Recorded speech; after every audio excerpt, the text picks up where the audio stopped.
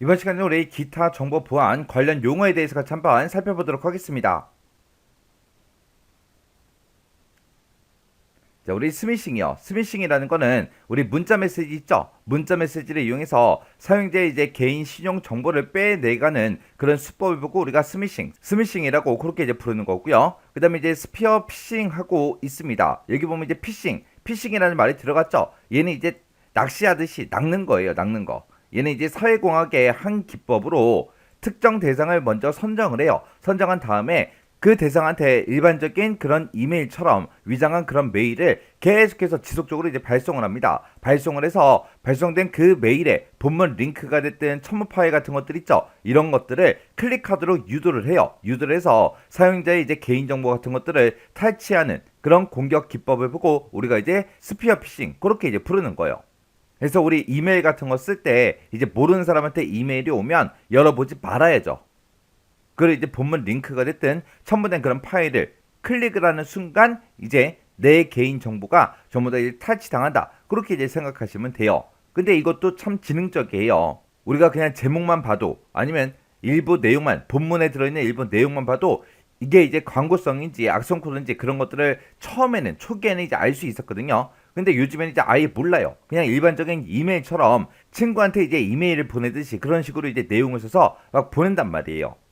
그래서 우리 이메일을 사용할 때 좀 조심해야 되겠죠. 그 다음에 이제 APT라는 거요. APT라는 거는 우리말로 하게 되면 지능형, 지속 위협 그렇게 이제 풀러요. 얘는 이제 특정 조직이나 특정 기업을 이제 표적으로 딱 정해요. 정한 다음에 장기간에 걸쳐서 다양한 수단을 총동원해서 해킹하는 그런 방식이에요. 그래서 일반 표적에 이제 관심을 끌만한 그런 이메일 있죠. 그런 이메일이랑 첨부 파일을 계속해서 보냅니다. 그러다가 이제 사용자가 이제 호기심에 이걸 이제 한번 열어보거나 이제 내려받는 순간 그 PC에 악성 코드가 바로 이제 들어오는 거예요.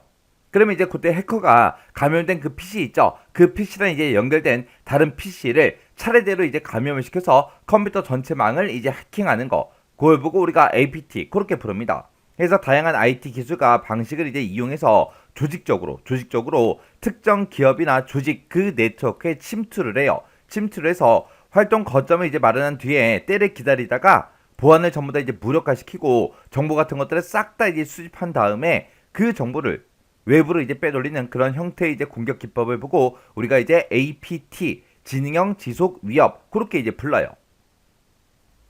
그 다음에 이제 무작위 대입 공격이요.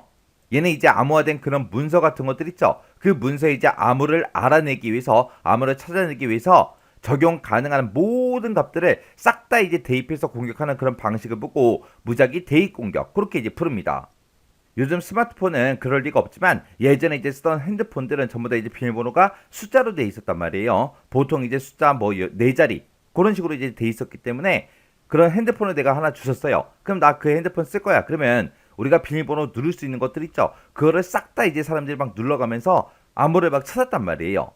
근데 얘는 무작위 대입 공격이라는 거는 이곳에다가 이제 암호 형태만 딱 입력해주면 그 형태에서 일어날 수 있는 경우의 수 있죠. 그 모든 경우의 수에 대해서 이제 모든 암호 입력해 볼 수 있는 모든 암호가 자동으로 이제 전부 다 계속해서 입력하면서 입력이 되게끔 그렇게 이제 만들어 놓은 그런 프로그램을 이용해서 공격하는 그런 방식을 보고 무작위 대입 공격 그렇게 이제 얘기하는 거예요.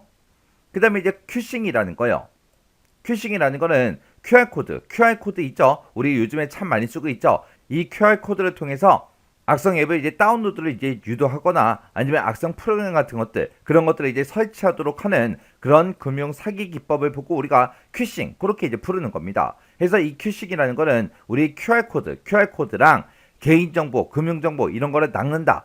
피싱, 그 피싱의 합성 신조어가 우리 큐싱이요. 큐싱.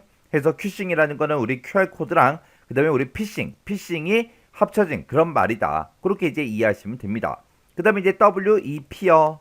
WEP라는 거는 유선급 프라이버시를 보고 우리가 이제 WEP 그렇게 이제 부릅니다. 우리 유선 인터넷이 있고 무선 인터넷이 있을 때 유선 인터넷이 좀 더 보안이 더 강화되어 있다고요. 무선보다는. 이 WEP라는 거는 유선 랜에서 기대할 수 있는 것과 같은 그런 보안과 프라이버시 수준의 무선 랜 보안 프로토콜을 보고 우리가 이제 WEP 그렇게 이제 부르는 거예요. 그 다음에 이제 WPA2라는 거요. 얘도 이제 무선 랜 보안 기술 규격을 보고 우리가 이제 WPA2 그렇게 이제 부릅니다. 얘는 이제 WEP의 취약성에 대한 그런 대안으로 이제 발표했다. 그렇게 써져 있죠. 여기 보게 되면 이제 WEP 아까 좀 전에 했던 거요. 요 WEP 같은 경우에는 암호화를 할 때 고정된 그런 비밀키를 이제 사용해서 암호화를 시킵니다. 그렇게 이제 고정된 키를 쓰다 보니까 WEP에서 사용되는 그런 암호 키 값이 만약에 노출이 되면 누구나 이제 쉽게 데이터를 전부 다 이제 확인할 수 있다는 그런 단점을 이제 가지고 있어요. 그리고 만약에 이제 암호 키를 몰라도 널리 알려진 그런 방법, 크랙을 이용해서 누구나 이제 데이터를 해독할 수 있는 그런 취약점을 가지고 있는 게 우리 WEP예요. 그런 취약성에 대한 그런 대안으로 발표한 게 우리 WPA라는 겁니다. 이거를 이제 만들어서 우리가 사용을 하다가 이거를 좀 더 좋게 만들자. WPA라는 거를 개선해서 만들어 놓은 게 WPA2라는 거예요. 그래서 이 WPA2라는 거는 IEEE802.11i라는 그 표준을 수용하지 못했던 WPA를 개선해서 만들어 놓은 게 우리 WPA2라는 거예요. 그 다음에 EDR이라는 거요. 엔드포인트 그 영역에 대해서 지속적으로 이제 모니터링을 합니다. 모니터링을 통해서 행위 기반의 이제 위협 탐지가 됐든 분석이 됐든 대응이 됐든 이런 기능을 제공해주는 그런 솔루션을 보고 우리가 EDR 그렇게 이제 불러요. 여기 보게 되면 이제 엔드포인트 영역 그렇게 이제 나왔죠. 여기서 이제 엔드포인트라는 거는 통신할 때는 분명히 시작점이 있고 이제 종착점이 있겠죠. 시작점이다 그러면 보통 이제 일반 사용자 이제 PC가 됐든 스마트폰이 됐든 그런 데서 이제 서비스가 이제 시작을 하는 거고, 그리고 이제 종착점이다 그러면 이제 서버를 얘기하는 거죠. 그런 시작점과 종착점을 보고 우리가 엔드포인트 그렇게 이제 불러요. 그 다음에 이제 TMS요. 이 TMS라는 거는 전사적 IT 인프라에 대해서 이제 위협 정보들이 있을 거 아니에요. 그런 위협 정보들을 수집하고 분석하고 경보 관리하는 그런 정보 보호 통합 관리 시스템. 그걸 보고 우리가 TMS 그렇게 이제 부릅니다. 그래서 얘는 이제 실시간으로 공신력 있는 대외 정보 보호 기관, 그런 기관에서 위협 정보들을 싹 다 이제 수집하고 분석해서 그 내용을 정보보호 관리자한테 제공해주는 그런 역할을 해주는 게 우리 TMS라는 거예요. 그 다음에 이제 DTLS요. 얘는 이제 전송 계층 프로토콜인 UDP를 기반으로 해서 통신을 이제 수행할 때 SSL이 됐든 TLS가 됐든 이것과 이제 유사한 그런 보안 기능을 제공하는 그런 프로토콜을 보고 DTLS 그렇게 이제 부릅니다. 그 다음에 이제 크리덴셜 스토핑이요. 얘는 이제 무차별 대입 공격의 일종이에요. 얘는 이제 공격자가 미리 확보해 놓은 그런 이제 로그인 자격 증명을 다른 계정에다가 무작위로 막 대입을 시켜서 사용자 계정을 이제 탈취하는 그런 공격 방식을 보고 우리가 이제 크리덴셜 스토핑 그렇게 이제 부릅니다. 그 다음에 이제 POODL이요. TLS 이제 연결을 SSL 우리 3.0으로 낮춰서 그 SSL 3.0의 취약점을 이용해서 암호문을 이제 해독하는 그런 공격 기법을 보고 우리가 POODLE 그렇게 이제 부릅니다.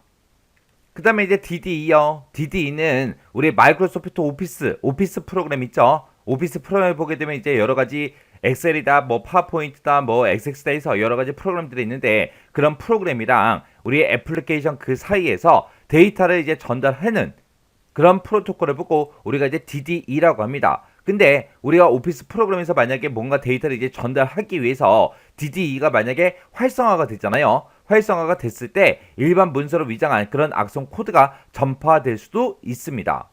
요런 게 이제 DDE요. DDE라는 거 뭐 하는 거다? 우리 오피스 프로그램이랑 애플리케이션 그 사이에서 데이터를 주고받고 할 수 있는 그런 프로토콜을 보고 우리가 이제 DDE라고 하더라. 근데 그 DDE를 악용해서 악성 코드가 전파될 수도 있다는 거예요. 그래서 우리 정보 보안과 관련된 용어에는 지금처럼 이렇게 여러 가지가 있어요. 이렇게 여러 가지가 있는데 이 중에서 뭐가 시험 문제로 실제로 나올지 모르잖아요. 그죠? 그래서 뭐가 뭔지는 정확하게 여러분들이 구분할 수 있게 잘 보고 지나가셔야 돼요.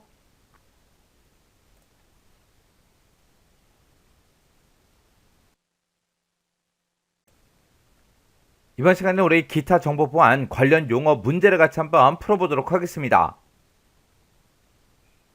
문제를 보니까 현대사회의 이제 다양한 보안 위협 중에서 IT 기술과 현대화된 그런 방식들을 이용해서 조직적으로 이제 특정 기업이나 아니면 네트워크 그런 곳에 이제 침투해서 활동 거점을 이제 마련한 뒤에 때를 기다리다가 보안을 이제 무력화시키고 정보를 이제 수집한 다음에 그걸 이제 외부로 빼돌리는 그런 형태의 이제 공격 기법을 써라. 그렇게 나왔습니다. 이런 걸 보고 우리가 이제 APT, 지능형 지속 위협, 그렇게 이제 부르는 거죠.